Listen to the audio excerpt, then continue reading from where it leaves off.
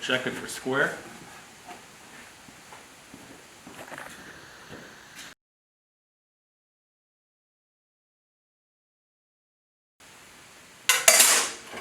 Now, how would you finish this box, Bill? Well, it's square now. I would take them and I would stack them like this till I had enough of them. Wait till tomorrow when they're totally dry. They'll be dry probably an hour. I wait till they're totally dry, and then I would put the handles in them. Oh. For size. I have a jig I made to put the handles in them, and then I have another jig I made that holds them. I do a quick sand all the way around to keep all the high spots off, and then they're ready for paint. Now you use latex paint?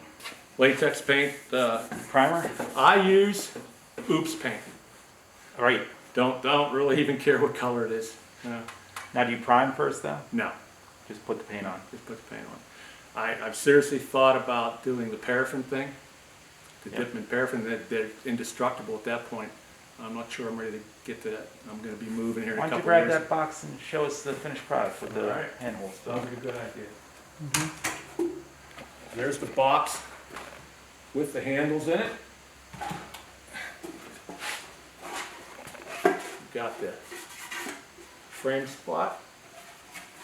Pretty indestructible. Not moving anywhere. Doesn't need nails. And that's that. Paint, frames, and bees. That's all it needs. Yeah, the bees will help. On this side, and it interlocks. It's not through like a finger joint. So everything interlocks from the top. And you can see, if you watch the other one you put together, you had a bead on it with a hammer to get this thing. It's very loose. And as the wood gets wet, it'll expand. It'll